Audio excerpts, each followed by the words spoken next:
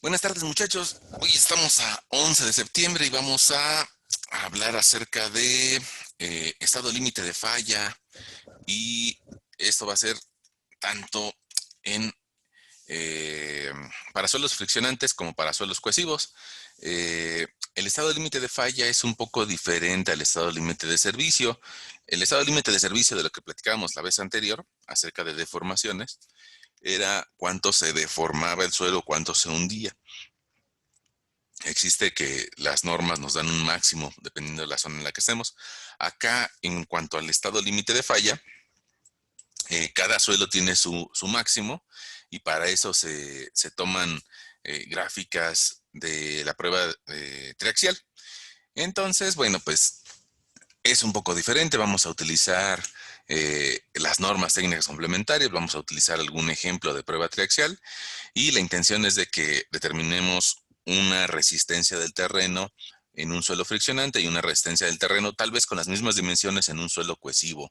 Como ejemplo, ahora, bueno, pues es la versión simplificada porque tal vez no tengamos mucho tiempo como para profundizar al respecto de algunas consideraciones como una carga inclinada o una carga excéntrica, pero espero que le saquemos provecho a la sesión del día de hoy. Prácticamente ya se está acabando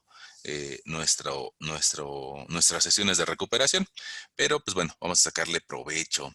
Eh, Fíjense, dentro de las normas, normas técnicas complementarias para el diseño y construcción de cimentaciones, versión 2017. Las normas, pues ya ven que las normas técnicas son eh, un compendio que depende del reglamento de construcciones de la Ciudad de México. Las normas técnicas complementarias, pues bueno, hay unas para concreto, otras para acero, otras para madera, para acabados, para cuestiones arquitectónicas o para cuestiones netamente estructurales. Pero hay un apartado que son las normas técnicas complementarias de diseño y construcción de cimentaciones, y atiende pues específicamente a las cimentaciones. Entonces, dentro de las normas de diseño y cimentaciones, nos hablan de que todas las cimentaciones tienen que revisarse por lo menos, entre otras cosas, por dos estados, y a uno le llama me queda un poquito fea la D, es lo de menos, estado límite de servicio, y otro que se llama estado límite de falla. ¿Eso qué significa? El estado límite de servicio significa cuánto se va a hundir o cuánto se va a asentar una edificación. Básicamente estamos hablando de deformaciones. En cambio, el estado límite de falla, estamos hablando ya de un colapso. Ahora alguien me va a decir, bueno, pues es que una cimentación no se colapsa, ¿no? Es difícil de imaginar, a diferencia de alguna edificación que tiene muchos niveles. Bueno, una edificación que tiene muchos niveles, probablemente hemos visto algún ejemplo o en algún sismo, alguna edificación que se cae. Y alguien incluso se puede poner un poquito hasta chistoso y decirnos, pues es que lo bueno de diseñar cimientos es de que estos no se caen, pues ya están en el piso, ¿no? Bueno, pero ¿qué significa esto del estado límite de falla? Pues lo que significa es de que algunas cimentaciones, por la presencia de una carga externa, una acción externa y de un momento de volteo, pues probablemente esa cimentación genere una línea de falla debajo de ella y la intente hacer girar, y probablemente ese momento termine por hacer girar a la cimentación. Y bueno, pues probablemente también alguien crea que eso no es cierto. Y si tú buscas, yo te pido que por ahí busques en internet eh, falla de cimentación, sismo 1985, y seguramente vas a encontrar una imagen donde está un edificio prácticamente volteado, y donde aquí se alcanza a ver un poco de pilote y un poco de cajón de cimentación. Y pasó eso, ¿no? Que se volteó por efectos del sismo. Probablemente la mayoría de las cimentaciones no tengan muchos momentos per se o asociados de forma estática, pero cada vez que hay un sismo o cada vez que hay algún evento dinámico importante, como puede ser viento o, bueno, pues se van a generar fuerzas horizontales y esas fuerzas horizontales terminan por voltear lo que no tiene suficiente resistencia en el terreno. Ahora, resulta que para que esta cimentación se voltee, pues resulta que tiene que tener fuerzas que busquen el giro, que sean mayores que las fuerzas que del lado del suelo se quieren resistir. Y se genera algo que en alguna ocasión platicamos, que le podemos decir línea de falla. O sea, un elemento de suelo va a tener en su interior una línea de falla o esta línea negra. Entonces, pues bueno, si yo quisiera exactamente evaluar esa línea de falla, tendría que tener una muestra a lo largo o varias muestras a lo largo de toda la línea de falla. En muchas ocasiones, pues eso no se puede tener muestras a lo largo de toda la línea de falla, porque tampoco sabemos por dónde va a fallar cuando se está haciendo el estudio, ¿no? O tampoco sabemos la magnitud del momento de volteo que se va a tener. Entonces, bueno, lo que sí podemos hacer es tener muestras debajo de la cimentación dentro de una zona razonable y bueno, debajo de la cimentación sacar muestras inalteradas y de estas muestras inalteradas más adelante en el laboratorio, tal vez auxiliándonos de herramienta de laboratorio, se pueden extraer cilindros para hacer la prueba de compresión triaxial, una prueba triaxial. Por ahí hemos platicado, me parece que en la primera o en la quinta sesión acerca de la prueba triaxial, inclusive por ahí les sugería que vieran algunos videos de la prueba. Ahora, esa prueba eh, resulta que nos va a brindar mucha información.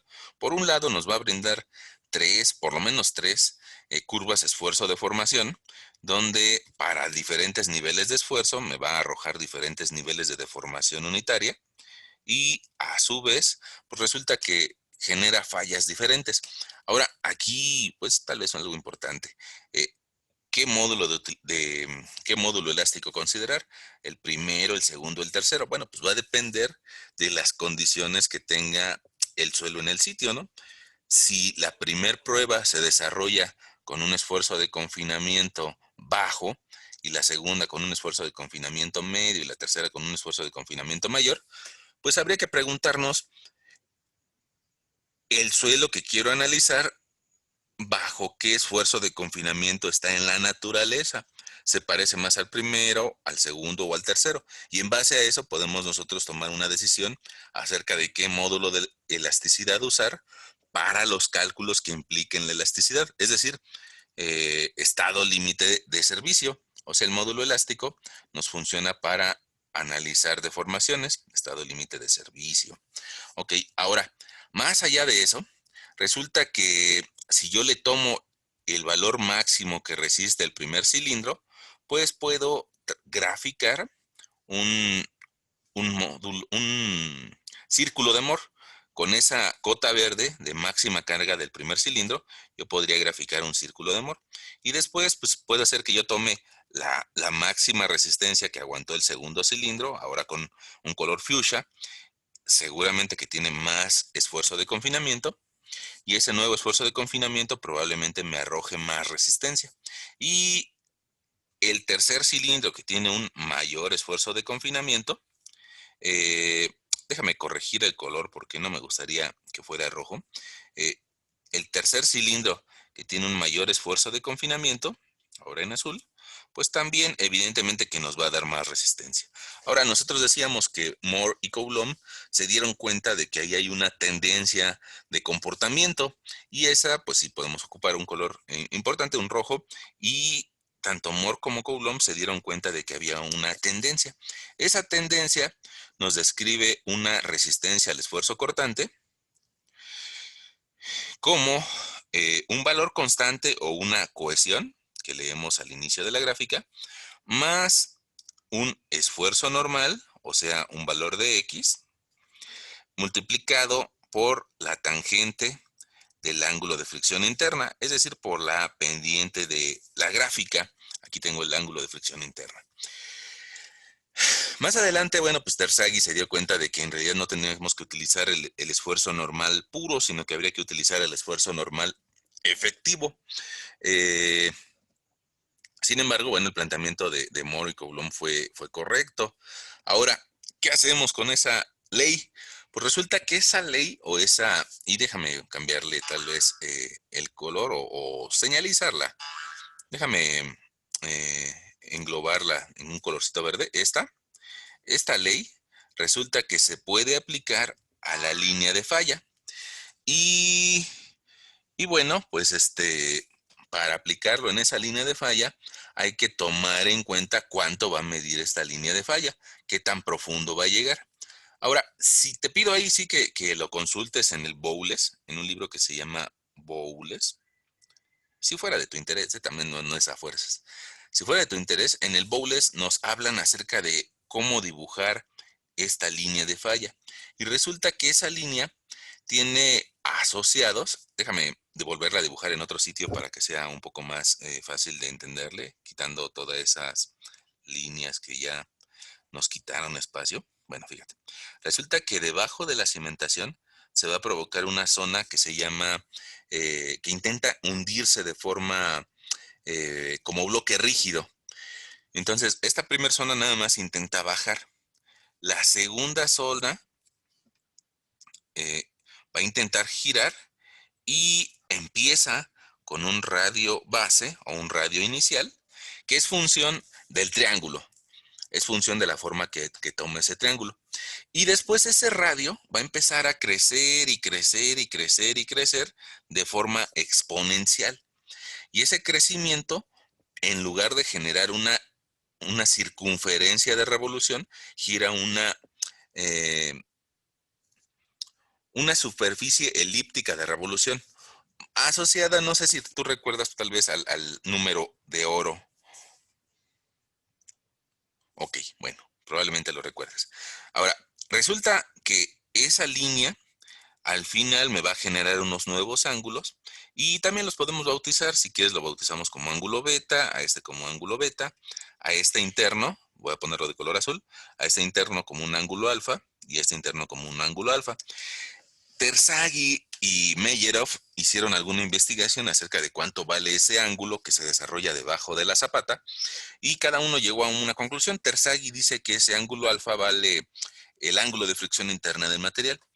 Meyerov me parece que es un poco más correcto y Meyerov lo que dice es de que ese ángulo alfa vale 45 más el ángulo de fricción interna entre dos.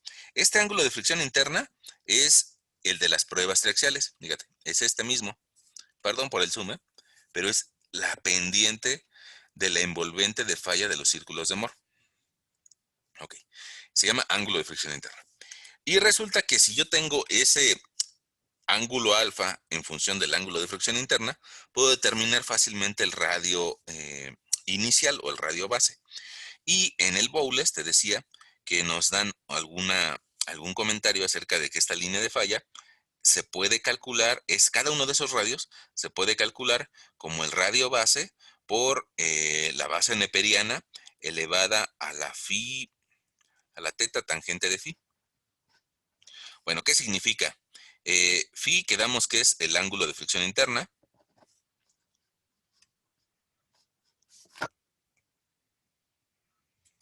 Te diría que teta es, es un ángulo entre radio base y otro radio. ¿Qué significa eso? Ah, mira, teta es aquí, es esta dimensión.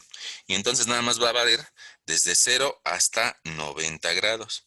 Y ahí en 90 grados alcanza su longitud máxima y llega a una zona que se llama de equilibrio pasivo. ¿Qué quiere decir eso? Que la tercera zona, en lugar de intentar girar, más bien se opone al giro con peso. Y con eso, bueno, se puede describir la línea de falla. Ahora, eh, tal vez resumiéndote la historia de esa línea de falla, la podremos simplificar con que esta línea de falla tiene de profundidad del orden de 0.8 a 1.0 veces el ancho B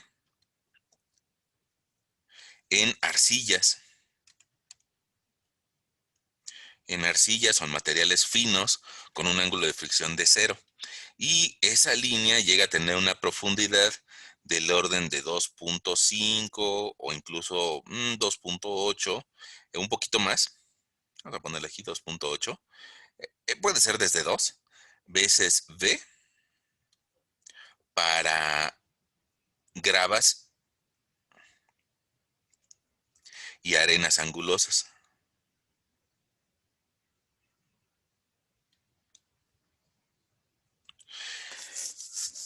Otra vez, nada más déjame ponerte un valor de referencia, tal vez un phi igual a 38 grados y las arcillas tal vez con un phi igual a 0 grados.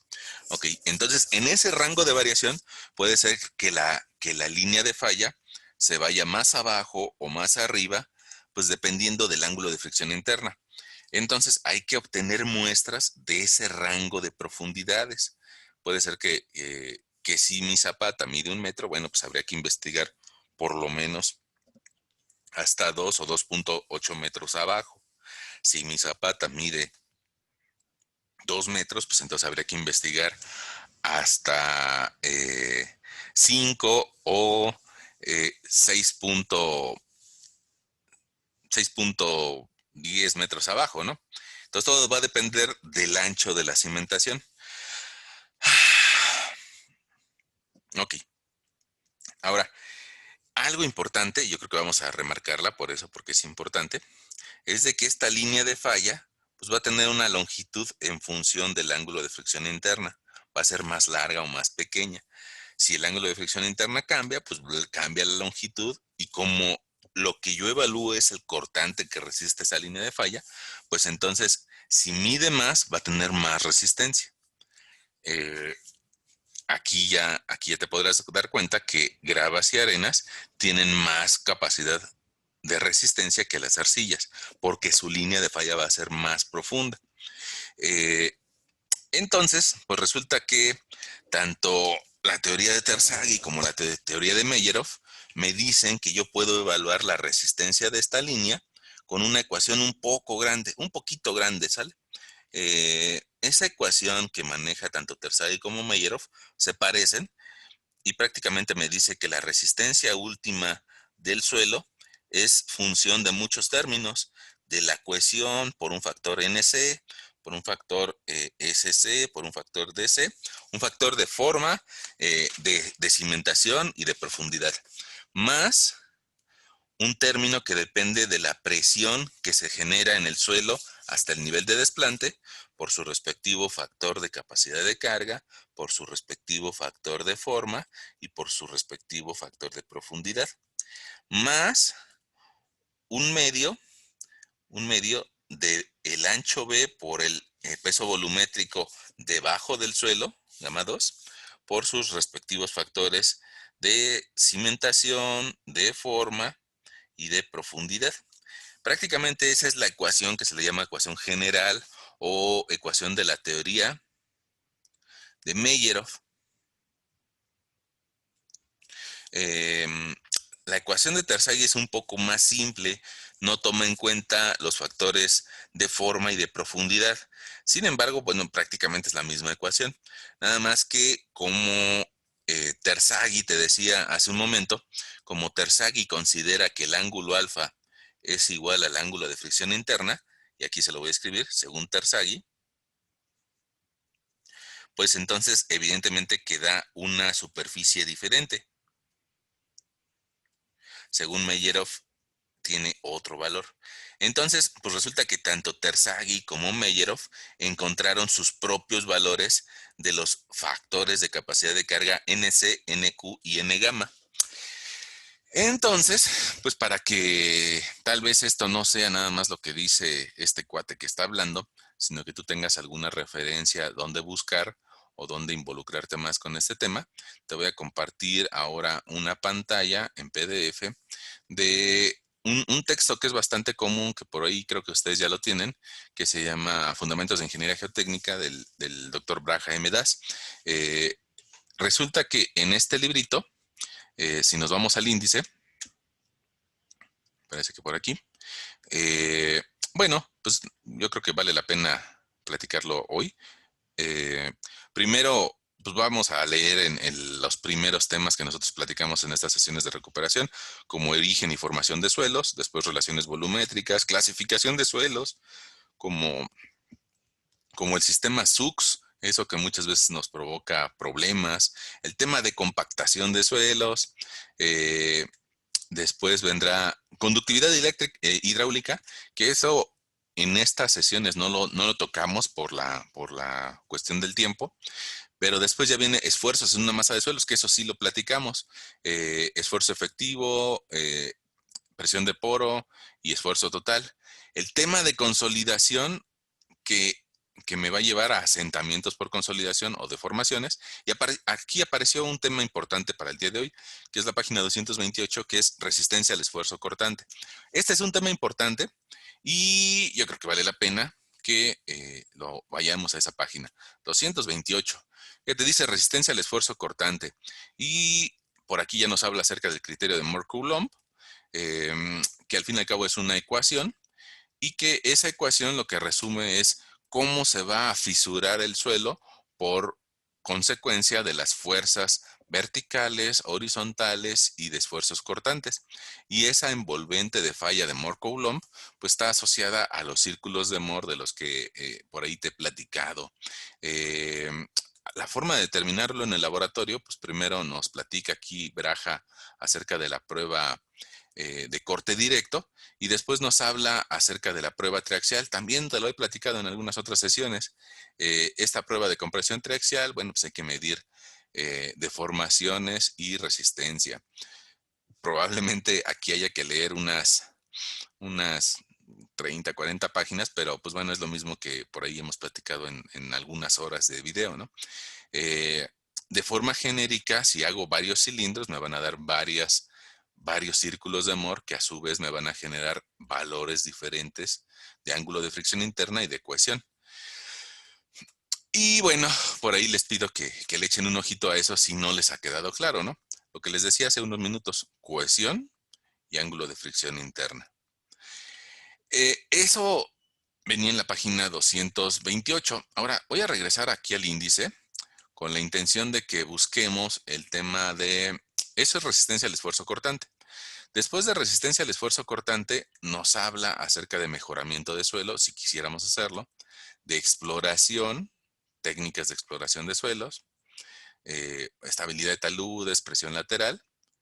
Y aquí viene algo pues, que creo que vale la pena para el día de hoy. Dice, cimentaciones poco profundas, capacidad de carga. Y está en la página 478. Vamos a la página 478. Y bueno, pues nos habla acerca de lo que te estaba mencionando hace unos segundos.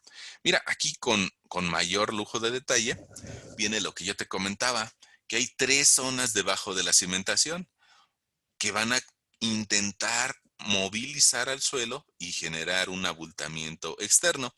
Va a depender de la forma en la que cargue cada uno de esos suelos. Eh, lo que yo te decía acerca de la línea de falla y el ángulo que te acabo de escribir, aquí viene 45 más phi medios el interno, el alfa, y 45 menos phi medios el externo o el que yo le llame beta. Porque por ahí puede ser que alguien de ustedes diga, yo no le entiendo nada de profesor, mejor lo checo en el libro. Ah, pues bueno, pues chécalo en el libro, no hay problema. Y las ecuaciones que yo te decía, pues bueno, primero hay una primera versión que es la de Terzaghi. Mira aquí nos está diciendo que Terzaghi sugirió estas ecuaciones. Y Terzaghi nos dice, bueno, si quieres utilizar zapatas circulares, vas con esta. Si quieres utilizar cuadradas, vas con esta. En lugar de meter factores de capacidad de carga. Y bueno, Terzaghi encontró sus valores de NQ, de N gamma y de NC para su ecuación. Pero después vino algún otro autor que es Meyerov, donde nos regala esta nueva ecuación un poco más compleja. Mira, aquí por aquí lo menciona Meyerov en 1963, o sea, hace un poquito más de 50 años. encontró que hay que agregarle otros factores de capacidad de carga, de profundidad y de inclinación. Y bueno, pues su ecuación es un poco más larga, pero más completa. Entonces, nada más que déjame hacerte ahí un paréntesis. Esa ecuación, esa ecuación está desarrollada para cualquier tipo de suelo, sea friccionante, sea cohesivo o sea un intervalo de los dos, sea un poco cohesivo y un poco friccionante. Cuando llegamos a la Ciudad de México, probablemente veamos alguna división con respecto a esa ecuación. Me gustaría que lo vieras para platicártelo en algunos minutos más. La Ciudad de México te dice, o utilizas este cacho de la ecuación para suelos cohesivos, para suelos puramente finos, o utilizas otro cacho de la ecuación, pero no te doy la oportunidad de usar las dos partes.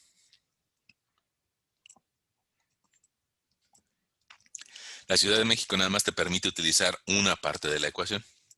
Y bueno, por aquí podrían checarlo. Ese conocimiento o esas ecuaciones que son universales. Este libro de Braja, es del profesor Braja de la Universidad de Sacramento, en realidad lo utilizan los chinos, los españoles, los franceses y los gringos, y nosotros, y también los guatemaltecos, y también los peruanos, y los yucatecos, ¿no? Bueno, entonces esa es una forma de entender al suelo de forma universal. Pero resulta que nosotros vivimos en una condición la mayoría de nosotros vamos a trabajar en nuestro país. Y en el país, pues bueno, hay que atender las normas técnicas complementarias. Y tú me vas a decir, oiga, oiga, tiempo, tiempo. Las normas nada más son de la Ciudad de México. Y eso es cierto. Las normas técnicas y el reglamento de construcción es de la ciudad. Si tú me dices, es que yo vivo en Jalisco, bueno, pues entonces habría que buscar las normas técnicas de Jalisco o las normas técnicas de Monterrey o las normas técnicas de León. La realidad es de que en nuestro país, como tal vez 1 de cada 4 pesos y 1 de cada 4 habitantes, eh, un cuarto de México está en la Ciudad de México, pues entonces hablar de las normas de la Ciudad de México es prácticamente hablar de un cuarto de la población. Ahora, ¿qué hace los otros 3 cuartos de la población? Pues en los otros 3 cuartos de la población hay condiciones a veces que no permiten tener reglamentos locales. Probablemente, otro cuarto de la población sí tenga reglamentos. El reglamento de Monterrey y el reglamento de Guadalajara. Pero hay muchas comunidades y sobre todo poblaciones pequeñas que no tienen sus propias normas. Y entonces, como no tienen sus propias normas, lo más común es acogerse o auxiliarse de las normas de la ciudad.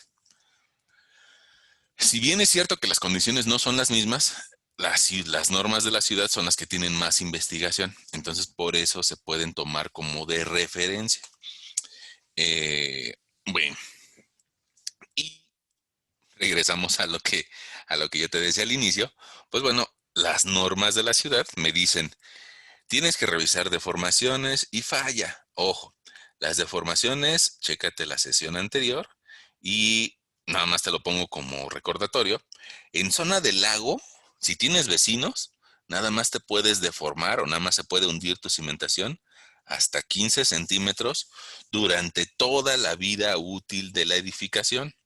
O sea, desde que se construye hasta 50 años después, nada más se puede hundir 15 centímetros en zona de lago, o sea, en zona donde hay un mal suelo.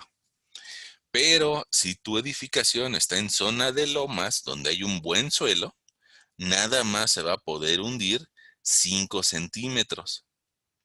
Si se hunde más de 5 centímetros en 50 años, te pueden demandar. Y bueno, para que no se hunda 5 o no se hunda 15, pues hay que hacer la revisión de nuestra sesión anterior, donde revisábamos el incremento de esfuerzos y en función de las propiedades del material, podíamos encontrar cuánto se iba a hundir el suelo. Ok, ahora eso ya pasó. Ahora, La segunda revisión que hay que hacer es de que no falle o que no colapse. Es decir, que la cimentación no gire. Probablemente es algo muy triste, pero probablemente has escuchado de un edificio reciente que se construyó en Ecatepec y que se construyó hace apenas unos meses o un año, y ese edificio pues ya tiene una inclinación bastante preocupante, que las personas que viven al lado ya están muy preocupadas porque pues no tarda mucho en dar mayores problemas, ¿no? Entonces, eso pasó porque no hay un buen estudio de mecánica de suelos de ese edificio, ¿no? Probablemente tenga un exceso de cargas en uno de los lados, lo que genera el momento y que esté volcándose el edificio. Esperemos que no pase pues alguna tragedia.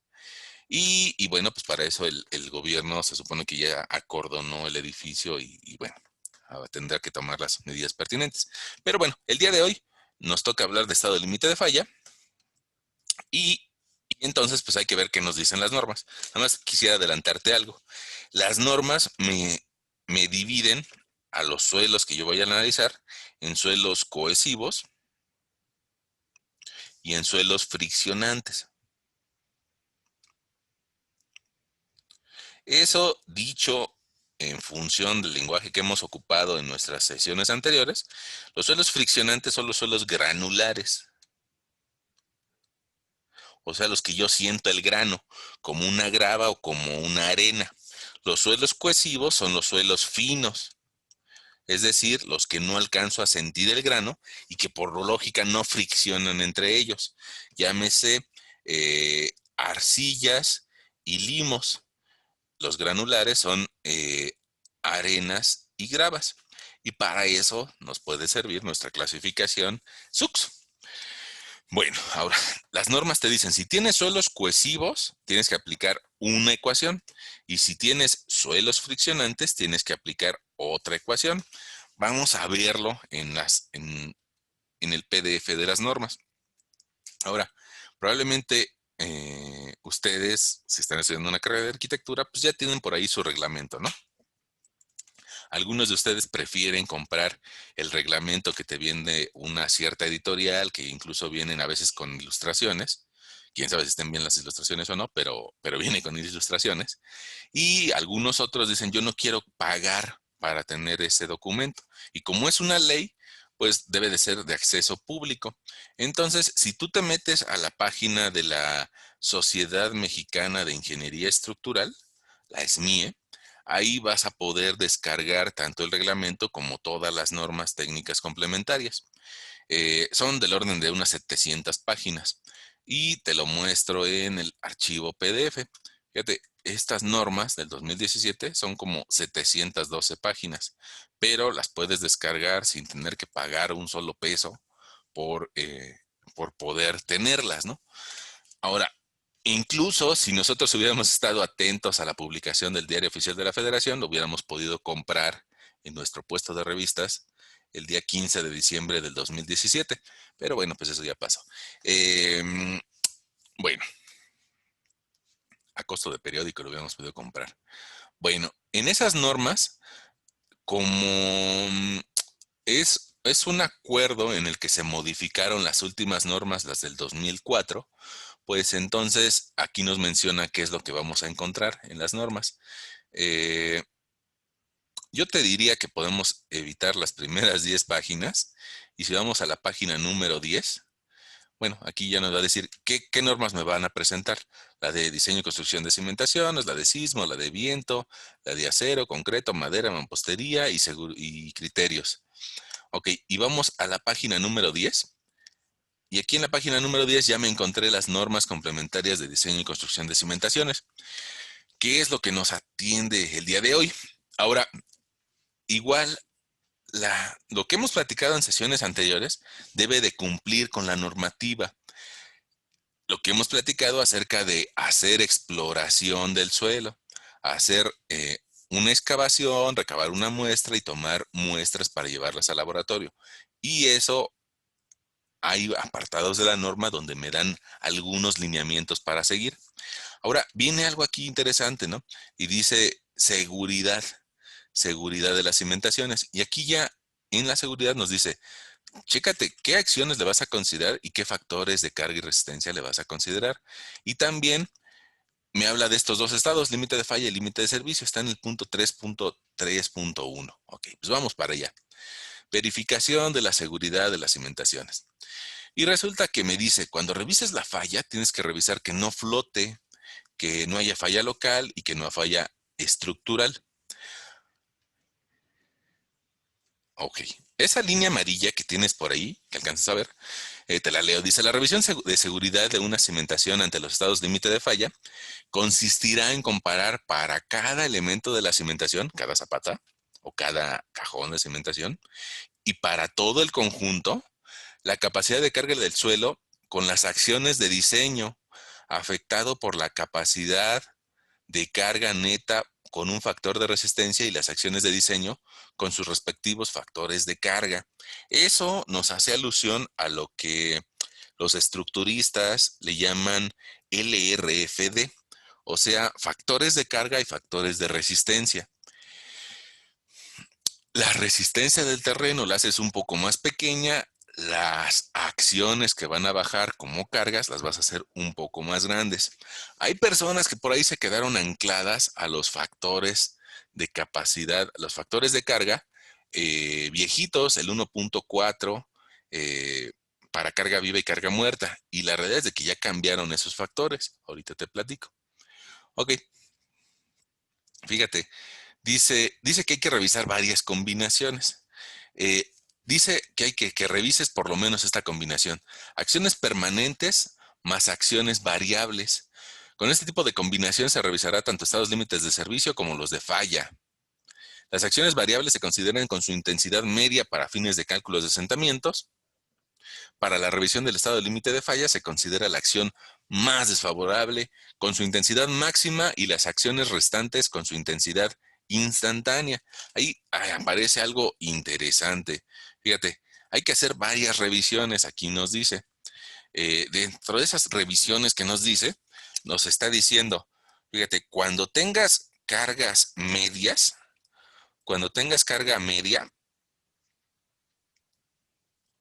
lo vas a multiplicar por un factor de carga unitario, o sea, FC igual a 1. Y con eso vas a revisar asentamientos.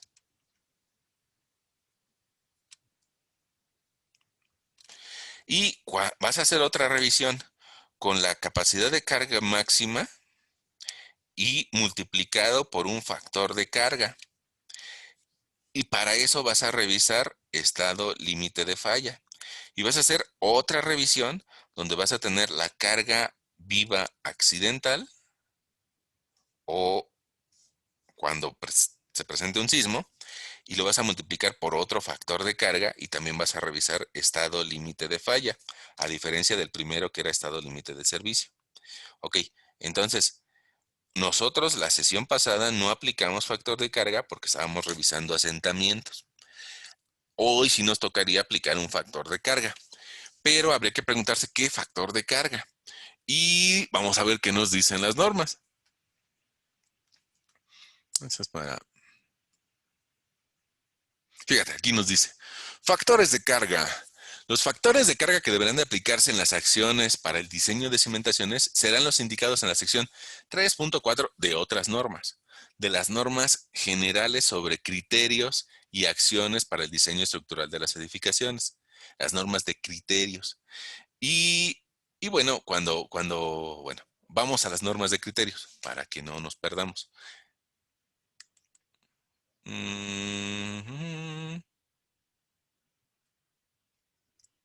Aquí está. Estamos ahora en la página 692 y en las normas de criterios me hablan de que dice combinación de acciones clasificadas en el inciso 2.3.a se aplicará un factor de carga de 1.3 para acciones permanentes y 1.5 para acciones variables. Ah, ya no existe el 1.4. Ya no existe el 1.4. Hay personas que lo traen tatuado en las venas el 1.4 para la suma de permanentes y variables. Ya no. Ahora hay que las variables multiplicarlas por 1.5 y las permanentes, es decir, peso muerto, por 1.3. Y también nos dice que cuando revisemos sismo o momentos de volteo, hay que aplicar un factor de carga de 1.1. Cuando revises asentamientos o estado límite de servicio, el factor de carga va a ser unitario o de 1. Ahí está, ya podemos regresar. Ya estamos más tranquilos en base a lo que nos dijeron, ¿no? Ok, ahora, dice que para la resistencia del suelo tenemos que considerar un factor de 0.35 si vamos a revisar zapatas de cualquier tipo en la zona 1. Zapatas de colindancia desplantadas a menos de 5 metros en las zonas 2 y 3 y pilotes y pilas apoyadas en un estrato firme. Y vas a utilizar un factor de resistencia de 0.65 para otros casos. Otros casos. ¿Sale? Hay que tomarlo por ahí en cuenta. Y resulta que después viene esto que se llama cimentaciones someras o superficiales. Cuando tengo zapatas o cajones de cimentación, estas normas me piden que haga esa revisión y me piden que yo revise que la sumatoria de las cargas multiplicadas por el factor de carga que aplique entre el área tiene que ser menor que la resistencia del terreno. Eh, y bueno, ¿cuál es la resistencia del terreno? Y aquí me va a decir dos opciones. Me dice, en suelos cohesivos, la resistencia va a ser igual a la cohesión por un factor de capacidad de carga NC, multiplicado por un factor de resistencia, que acabamos de ver que es de 0.35, más la presión vertical. Y me da otro valor de resistencia para cuando esté desplantada sobre suelos friccionantes. Cuando esté sobre suelos friccionantes, me dice, vas a utilizar la presión vertical efectiva, porque tiene una rayita encima, presión vertical efectiva o esfuerzo efectivo, multiplicado por un factor de capacidad de carga NQ, menos 1, más el peso volumétrico debajo de la cimentación por la base, por un factor de capacidad de carga, entre 2, y todo eso multiplicado por un factor de resistencia más la presión vertical. Fíjate, esas dos formulitas te las acabo de copiar al espacio donde nos podemos rayar, y yo te diría que la primera va para suelos cohesivos. Bueno, no te lo digo yo, lo dicen las normas, ¿no? Y la segunda va para suelos friccionantes.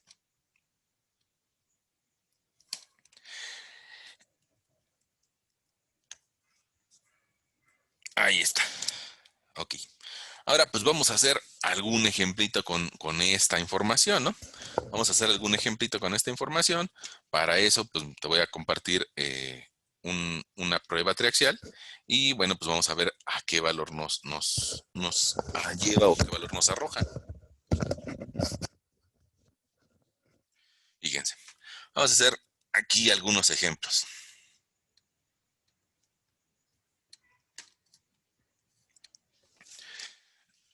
Te comparto unas pantallas en Excel. Esos archivitos al ratito te los mando por el Classroom. Y te voy a enseñar esta. Fíjate.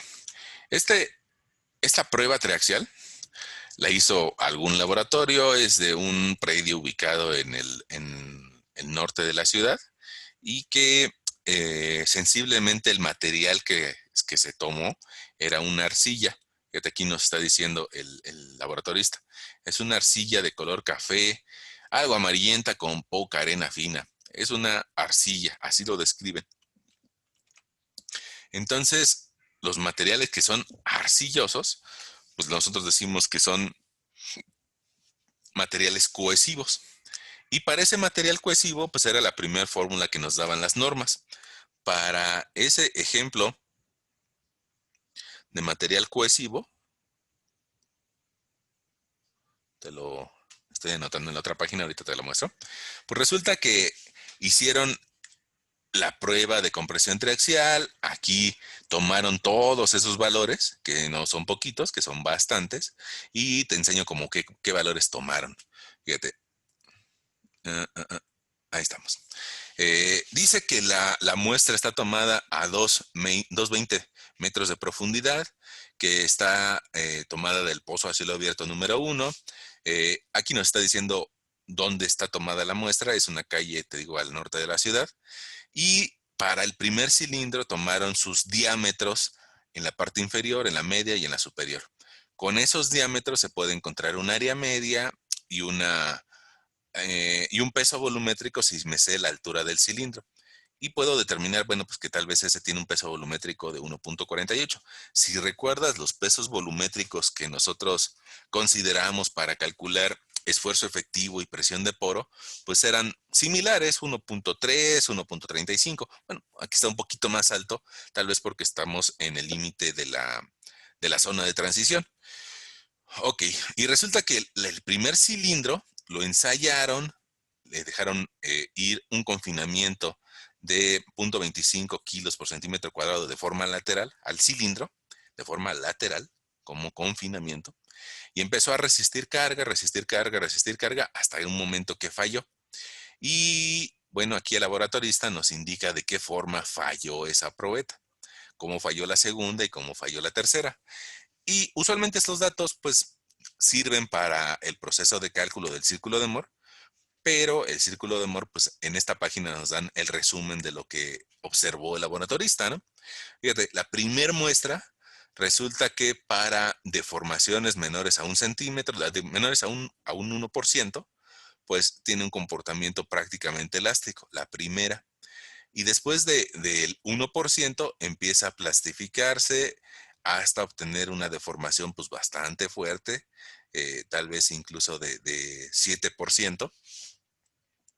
No se rompe por completo, no tiene una falla frágil, sino que se plastifica, se aplasta, por decirlo de alguna forma. Y su máxima resistencia la alcanzó en 1.48, 1.49 kilogramos por centímetro cuadrado. Esta primer línea, esta primer serie, me ayuda a graficar el primer cilindro o el primer círculo de Moore. Fíjate, esa primer serie se ensayó con una presión lateral o un esfuerzo de confinamiento, que lo puedes encontrar tal vez en algún libro como Sigma 3 de 0.25. Y este 0.25 es el que vemos aquí, al inicio del círculo negro.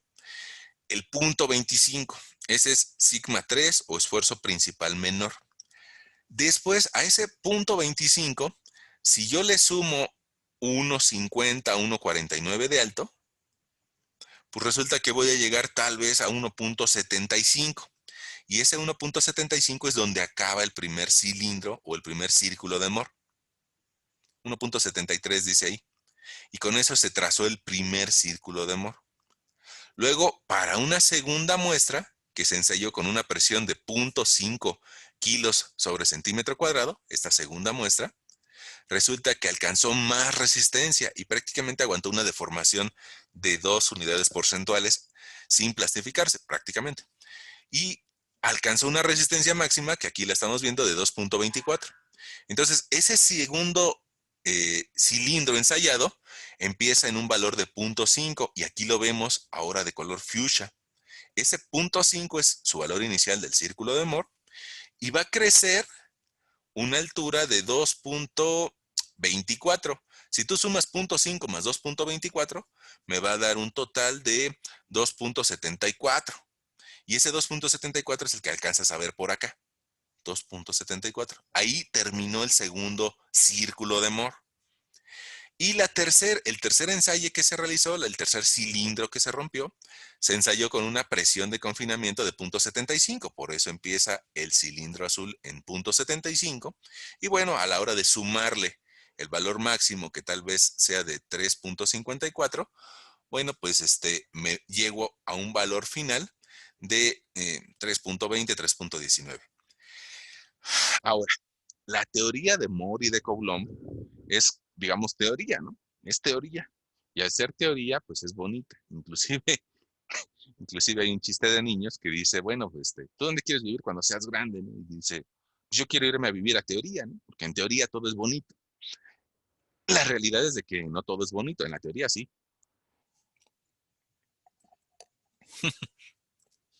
pero en la realidad no. Entonces, en teoría, bueno, estos tres círculos de Moore deberían de arrojarme una sola envolvente de falla. Y si te das cuenta ahí, pues hay uno como que no está trabajando igual que los otros. ¿Qué pudo haber pasado?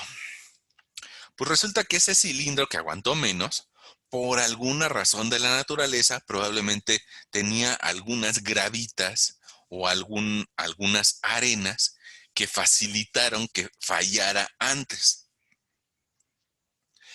Y eso, ¿quién se los puso? Pues la naturaleza. Recordemos que el suelo no lo hace nadie, no lo hace una persona o algún humano, sino que lo hizo la naturaleza a 2 metros de profundidad hace tal vez, eh, hace 200,000 años. Y tal vez hace 200,000 años cayeron algunas partículas de arena, perdón por la expresión, o incluso hasta excremento de algún pajarito de hace 200,000 años, y eso hizo eh, que la primer muestra cilíndrica no aguante lo mismo.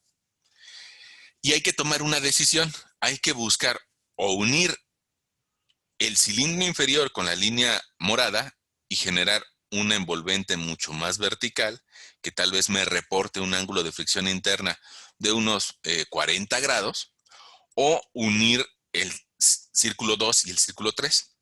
Si unimos el 2 y el círculo 3, me daría una línea más acostada que me indica más como la presencia de un suelo fino o un suelo cohesivo. Y es lo que hicieron en este ejemplo. En este ejemplo me dice, oye, si yo lo estoy viendo el material que parece una arcilla, que no se sienten granos de arena, fíjate, dice con poca arena fina, pues entonces si la mayoría de mi material es arcilloso, entonces voy a buscar que esa línea envolvente sea horizontal. Hay algo que tal vez no te platiqué y quisiera platicártelo en este momento, en nuestro espacio gráfico. Y también lo puedes checar en cualquier libro, ¿no? Fíjate, usualmente los suelos cohesivos generan círculos de Moore que aguantan prácticamente lo mismo. Y eso genera, a su vez, que la envolvente de falla sea muy horizontal o casi horizontal. Esto se presenta en suelos cohesivos. En cambio, las gravas y las arenas, usualmente a la hora de graficar sus círculos de Moore, suelen presentar incrementos fuertes en cuanto a sus círculos al aplicarle mayores fuerzas de confinamiento. Las gravas y las arenas tienen un valor alto de ángulo de fricción y a eso se les llama suelos friccionantes.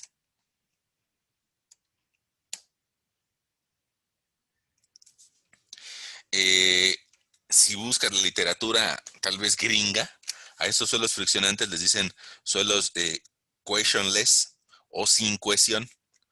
Y a los suelos cohesivos les dicen frictionless, o sea, sin fricción.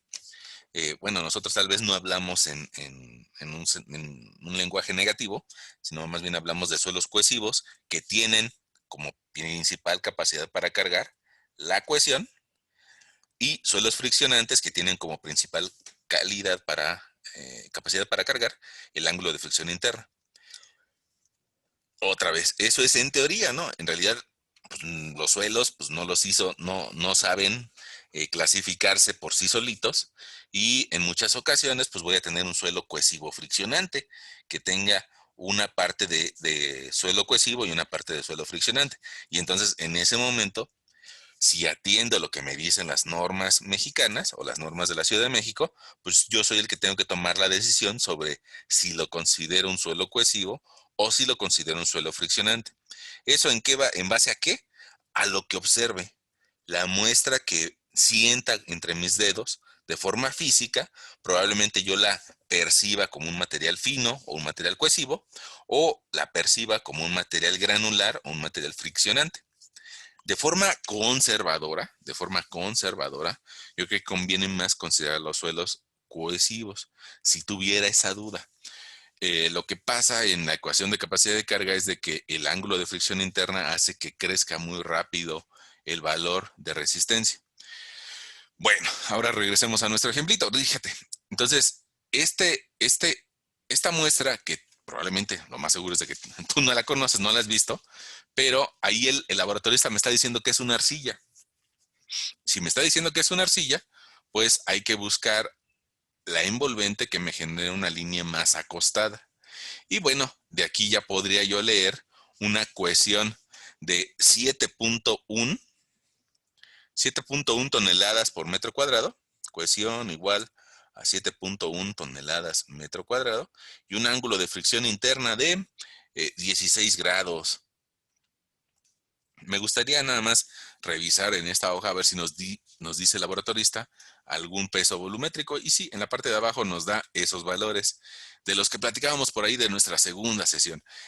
Peso volumétrico natural nos está dando un 1.8, 1.9, 1.6. Si selecciono los tres, Excel ya piensa por mí y me dice, mira, tienes un promedio de 1.48 y eso lo voy a utilizar para calcular su capacidad de carga. 1.48 toneladas por metro cúbico.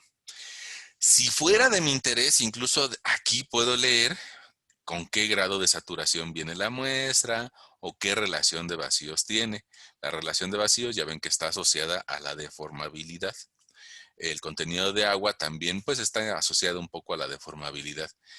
Si yo quisiera obtener el módulo de elasticidad de estas curvas esfuerzo de formación, lo podría hacer tomando alguno de estos puntos y encontrando la relación de pendientes. Bueno, ahora regresamos a nuestro espacio donde podemos rayar y copié esos datos del ejemplo cohesivo. Tenía una cohesión de 7.1 toneladas metro cuadrado, un ángulo de fricción interna de 16 grados y un peso volumétrico de 1.48. Bueno, eh, ¿qué hago? Pues tomo la ecuación que me dieron las normas locales, ¿no? Le digo a mi lector, según las normas técnicas complementarias, pues voy a utilizar la ecuación que me dan ellos mismos. La voy a copiar, la voy a pegar de este lado y pues nada más me te queda sustituir. Y entonces esa sustitución la voy a hacer acorde a unas dimensiones de zapata que yo pretenda utilizar. Entonces vamos a poner una zapata muy genérica en un sitio en donde se tienen las propiedades que acabamos de escribir. Déjenme hacerla un poquito más tosca.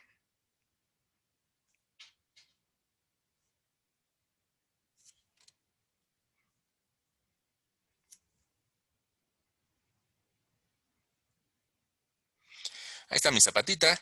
Y esa zapata está embebida en ese material que acabamos de eh, encontrarle sus propiedades. Resulta que esa zapata está rodeada, está ahogada, está dentro de un material que ya sabemos cuánto tiene de cohesión, cuánto tiene de ángulo de fricción interna y bueno, y demás, ¿no? Ok, vamos a dejarlo ahí. Ahora, esas propiedades que leímos de la prueba, pues en realidad son propiedades del suelo que está aquí abajo. Vamos a ponerla ahí. Ok. Y entonces, como son propiedades de ese suelo, pues voy a asumir que la línea de falla se va a dar en esas propiedades de suelo. Y pues vamos a calcular cuánta resistencia tiene.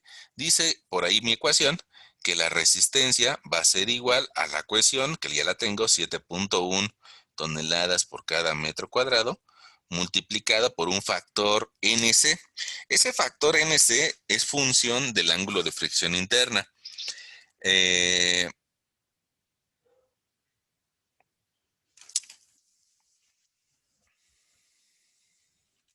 Vamos a ver cómo nos dicen las normas que utilicemos el factor NC. Mira, aquí nos la dio la norma. Vamos a ir un poco más abajo para que nos diga cómo utilizar NC. Aquí ya me lo está dando.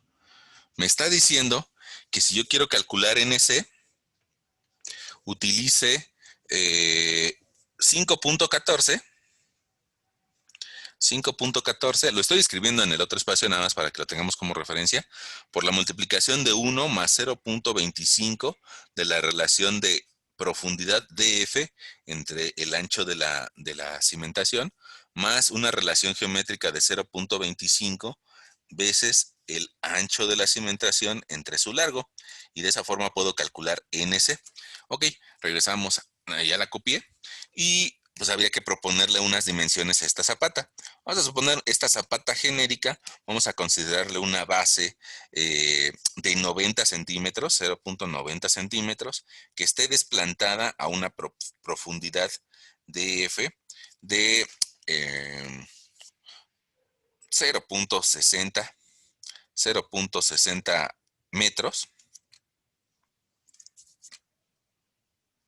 Y vamos a considerar, aunque no lo estamos viendo, que tengamos un largo de 4.50. Ok. Entonces, pues ya con eso yo puedo calcular los valores de NC y me quedaría NC es igual a 5.14 multiplicado por 1 más 0.25 de la división de la profundidad de falla, que son 0.60, entre la base, que es de 0.9. Y esa división a mí me da 0.666. Ahora me dice, súmale 0.25 de la división de la base entre la longitud. Si yo divido 0.9 entre 4.5, pues resulta que me va a dar 0.25 de 0.2. Y bueno, de esa forma NC va a valer 5.14 veces 0.25 por 0.6666 me da 0.16 más 1 más 0.25 por 0.2 me da todo ese corchete 1.216. Y esa multiplicación me va a dar 6.25. Ya tenemos el valor de NC, 6.25. Todo esto que hicimos aquí fue para calcular NC. Yo creo que lo podemos poner acá arribita y mi resistencia, seguir trabajando con ella. 6.25. Luego me dice, esa multiplicación, métela en un corchete y suma y multiplícala por el factor de resistencia. Ese factor de resistencia fue el que leíamos hace rato y me decía, si tienes zapatas desplantadas a menos de 5 metros en las zonas 2 y 3, o si tienes algunos otros casos, considera un factor de resistencia de 0.35. Vamos a considerarle ese valor porque no estamos desplantándonos a más de 5 metros. Ese factor de resistencia de 0.35 más la presión vertical. Y la presión vertical yo la voy a calcular como veíamos en las clases anteriores, como gamma por H. Tal vez en las clases anteriores se llamaba esfuerzo. Ahora, para las normas, en lugar de llamarse esfuerzo, se llama presión vertical, pero es exactamente el mismo concepto. Me dice, la presión vertical es gamma por H. ¿Qué gamma? Ah, pues mira, el gamma es el del suelo. Entonces, 1.48 por DF, o la profundidad de falla al nivel de desplante. Si yo multiplico, en lugar de que tenga esa expresión, 0.6 metros por 1.48 toneladas por cada metro cúbico, pues resulta que mi presión vertical vale 0.6 por 1.48, 0.88, y es una unidad de presión, 0.88 toneladas por metro cuadrado. 0.88 toneladas metro cuadrado. Ahora, mi resistencia de ese material pues va a ser 7.1 por 6.25 por 0.35, me da 15.53 más 0.88, me da una resistencia en ese sitio de 16.41 toneladas metro cuadrado. Eso es específicamente para estas condiciones evaluadas. Si resulta que esa zapata abajo tiene otro material con otras propiedades de cohesión, de peso volumétrico, de fricción, pues esa resistencia va a cambiar. Probablemente tú hayas visto que en tus clases de estructuras, de forma muy conservadora, no utilizan un valor tan alto, sino en tus clases de estructuras a veces utilizan 5 toneladas metro cuadrado o 8 toneladas por cada metro cuadrado. Si te das cuenta, se está encontrando un valor más alto, pero teniendo propiedades de resistencia del sitio o teniendo pruebas de resistencia del sitio. O sea, dicho de otra forma, un estudio de mecánica de suelos. Ahora, este es un ejemplo bien, pero bien sencillito, ¿eh? Quiero aclarárselos, que de repente hay gente que se pone valiente y dice, pues así le hago. Pues, eso es un ejemplo bien sencillo, nada más con la intención de que sea así, de recuperación. Ahora, fíjate, así como acá arriba le pusimos de título que ese era un ejemplo para un suelo cohesivo, bueno, pues también hay que hacer un ejemplo para un material friccionante.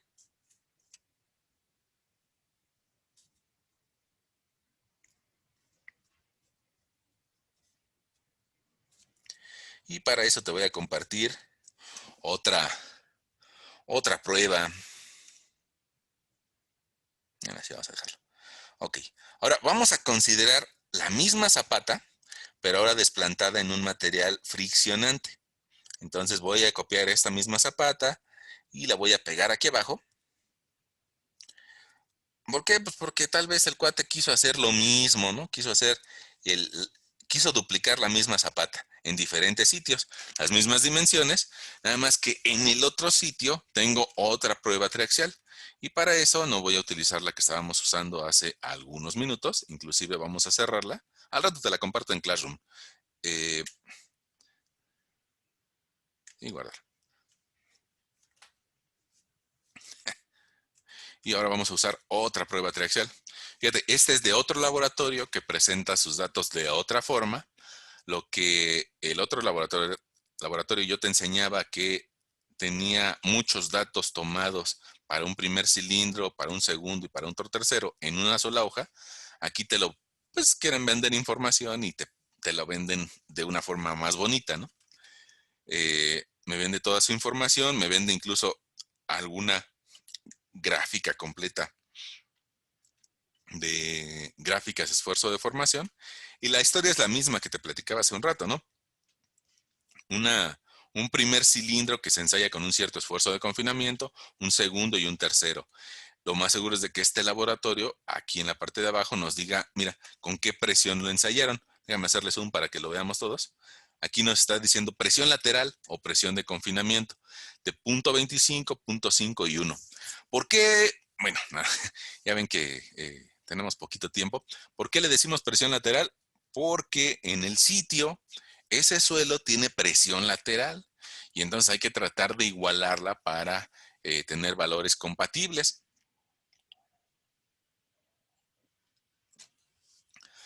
Fíjense, algo que me llamó la atención de de esta prueba es que los módulos de elasticidad son bastante bajos.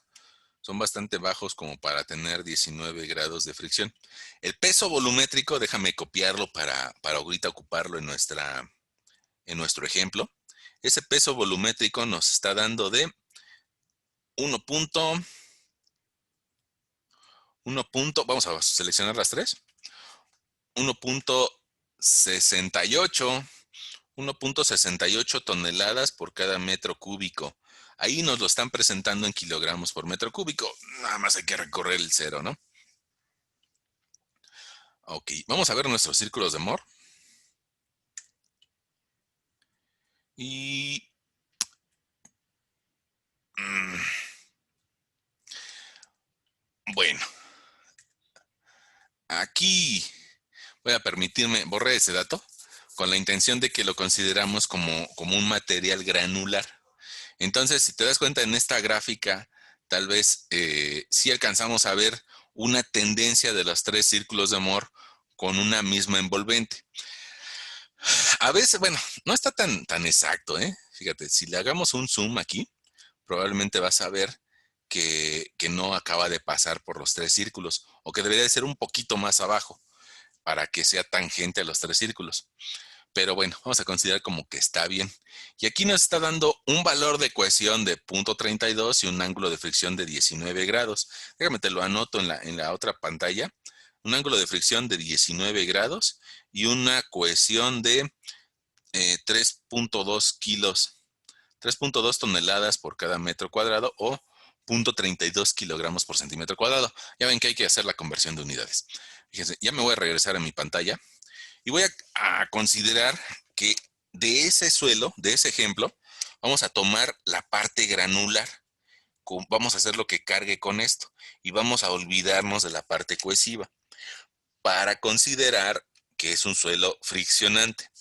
Eso es lo que te obliga a hacer la norma de la Ciudad de México, ¿no? Que o es un suelo friccionante o es un suelo cohesivo. Ahora, para este que vamos a trabajar como friccionante, pues resulta que las normas me dan otra ecuación un poquito más larga, un poquito más larga.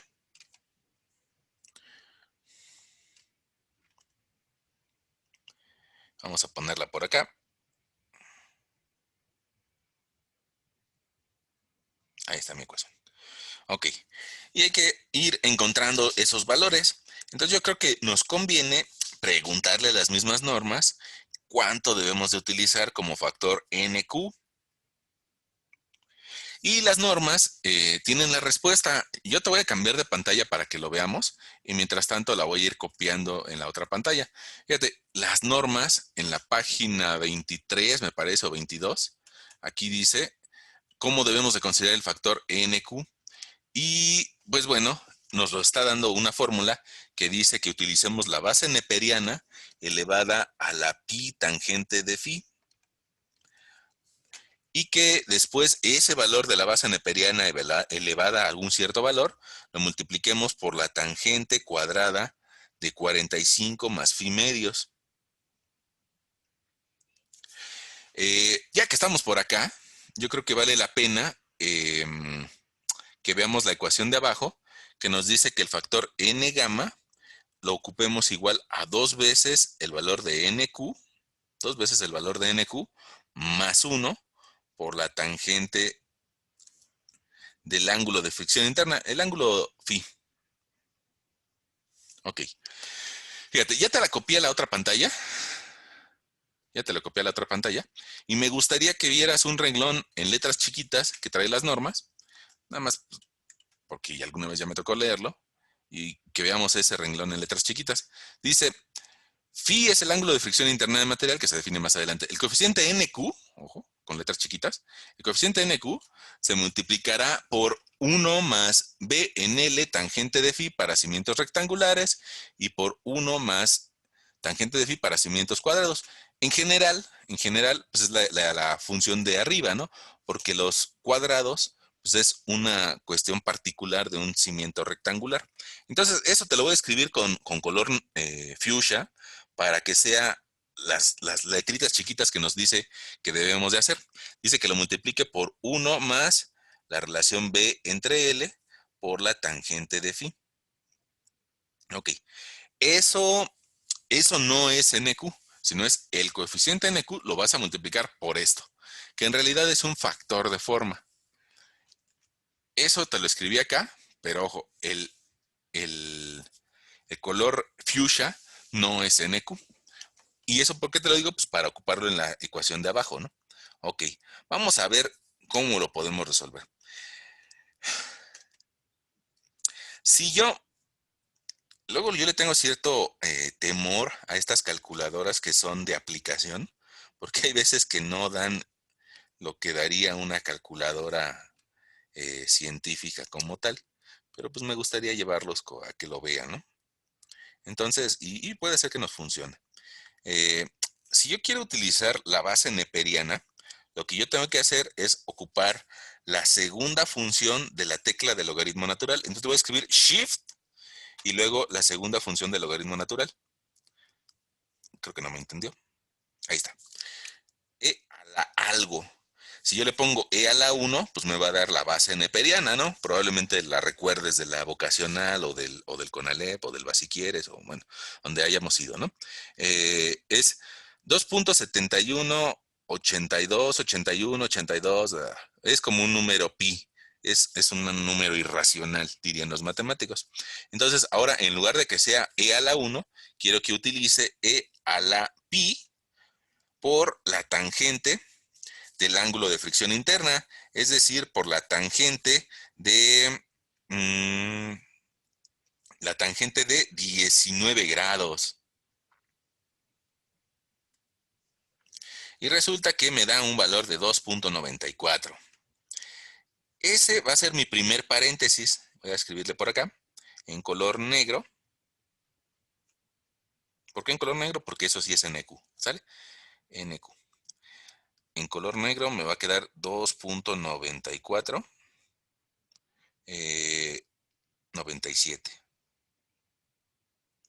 Ese es mi E a la pi tangente de phi. Y luego dice, ese valor multiplícalo por la tangente cuadrada de 45 más phi medios. Mi ángulo phi mide 19 entre 2, pues resulta que me da un 9.5. Más 45 me da 54.5. Si yo le pido la tangente de 54.5, pues me da ahí un valor de 1.40. Ahora, esa tangente la voy a elevar al cuadrado. Y ahí ya me está dando el valor de 1.96.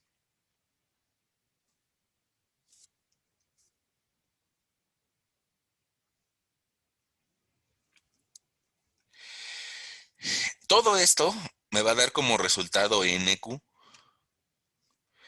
Y al final me dijeron en letras chiquitas que lo tenía que multiplicar por 1 más BNL por la tangente de phi. Fíjate, si hago esa división, la base medía punto, no recuerdo, punto 9 entre 4.5, me da punto 21, lo multiplico por la tangente de 19 y me va a dar 0.073. Y ahora eso hay que sumarle un 1. Entonces, mi resultado en color fuchsia es 1.0738. Ahí está. Eso no es NQ. Y te lo aclaro otra vez porque voy a ocupar NQ abajo. Entonces, resulta que yo de aquí, yo podría decir que NQ vale 2.9497 por 1.965 y me da un valor de 5.796. Ahora, NQ multiplicado por el factor fuchsia, ya me va a quedar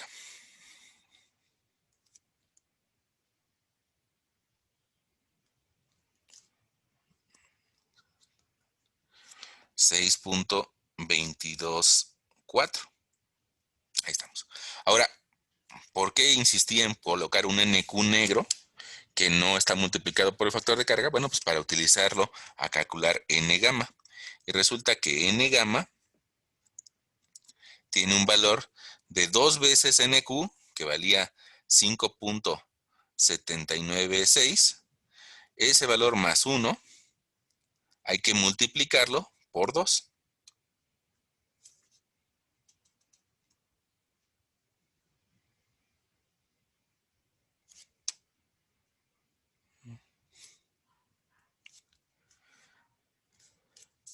Hay que multiplicarlo por 2 y después por la tangente de phi. Y eso nos da un N gamma de 4.68. Ahí está. Ya tenemos pues prácticamente todo. Lo único que nos hace falta es el valor de la presión vertical. Déjame seleccionar esto para hacerlo un poco más pequeñín y que podamos utilizar mejor nuestro espacio. No, pues no se puede.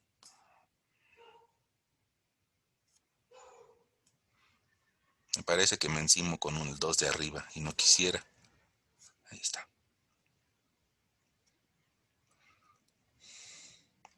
Ok, lo único que nos hace falta es la presión vertical. La presión vertical, en este caso no hay agua, entonces la presión vertical y la presión vertical efectiva van a ser iguales. Y quedamos hace un momento que le íbamos a calcular como peso volumétrico por la profundidad de desplante o por la H. En este caso, el peso volumétrico es de 1.68.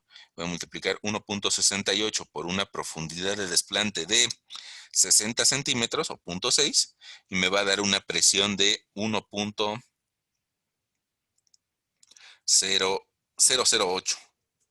O lo podría escribir, bueno, así, 1.008. Ahí está. Vamos a ponerlo así. Toneladas metro cuadrado.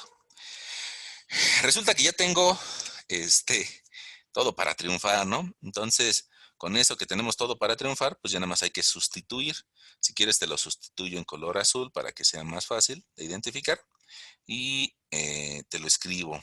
Dice que la resistencia de ese sitio que tiene esas propiedades de suelo en un suelo friccionante va a ser igual a un corchete que va a multiplicar 1.008 toneladas metro cuadrado por el factor NQ ya multiplicado por su factor de forma menos 1. Entonces eso lo voy a multiplicar por 5.224.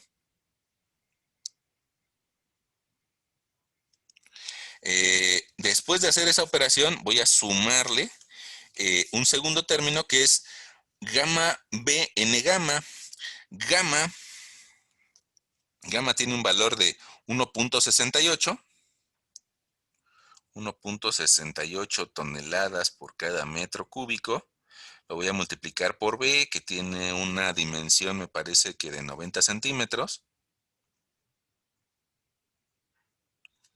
0.90 metros, perdón. Y por N gamma ya lo tenemos como 4.68. Vamos a dividir entre 2. Y luego ese corchete lo vamos a multiplicar por el factor de resistencia. Quedamos que íbamos a utilizar un valor de 0.35.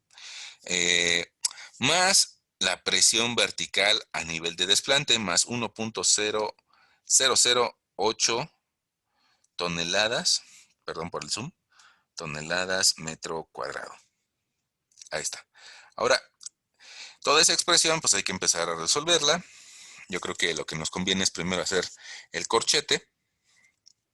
¿Qué pasa si yo multiplico 1.008 por 5.224? Pues me va a dar un 5.266 toneladas sobre metro cuadrado y le voy a sumar un segundo factor que voy a multiplicar 1.68 por 0.9 por 4.68 y por 0.5 o dividirlo entre 2 y eso me va a dar un total de 3.53.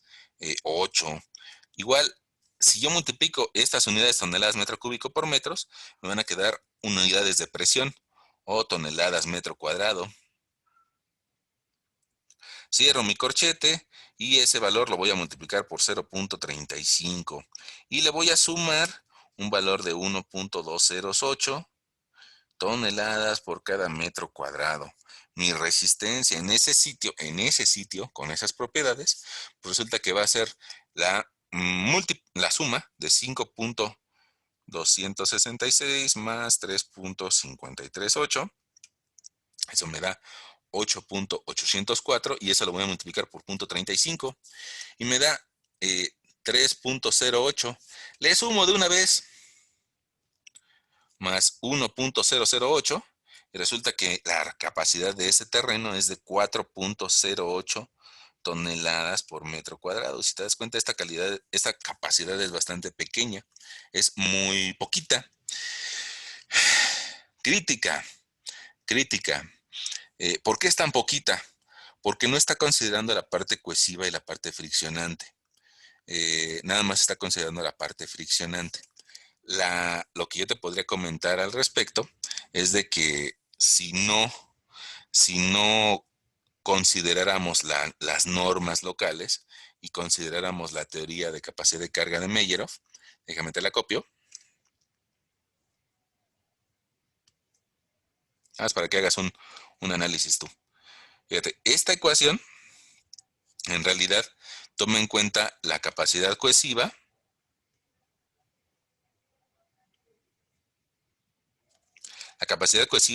y la capacidad friccionante. Las dos. En cambio, las normas nada más me permite utilizar una de las dos. No quiere decir que esté mal. Al fin y al cabo, lo que hace la norma es ser un poco prudente con respecto a los valores que se pueden utilizar. Sin embargo, bueno, pues hay que saber que la norma me está protegiendo, ¿no? Bueno, pues creo que ahí podemos dejar nuestro ejemplo, nuestros dos ejemplos del día de hoy, uno en un suelo cohesivo y uno en un suelo friccionante. En gran mayoría de las ocasiones, en muchas ocasiones, la capacidad friccionante es mayor que la capacidad encontrada en un suelo cohesivo. Pero bueno, yo el día de hoy quise utilizar estas propiedades que leímos a partir de una prueba de compresión triaxial. Cada sitio tiene sus propios valores de cohesión, de ángulo de fricción interna y de peso volumétrico. Es lo que podemos nosotros resumir como, como propiedades mecánicas del material. Y bueno, si no es, ahí viene una ventaja de no estar en la Ciudad de México.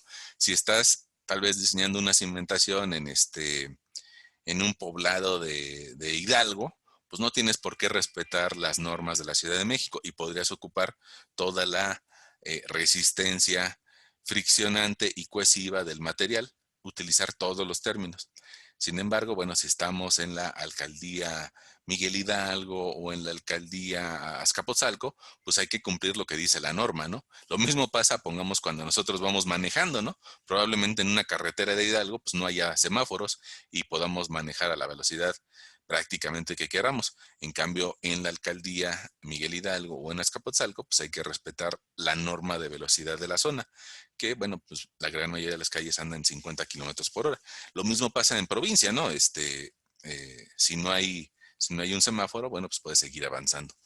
Ok, pues bueno, creo que esa sería nuestra plática del día de hoy acerca de estado límite de falla basado en lo que nos marcan las normas técnicas complementarias. Ojo, es una versión simplificada porque no estamos considerando presencia de agua, no estamos considerando presencia de estratificación en el suelo, que tengas un estrato duro arriba o uno blando arriba y uno duro abajo, y que hacen que se modifiquen las ecuaciones pues tan simples como las que vimos el día de hoy.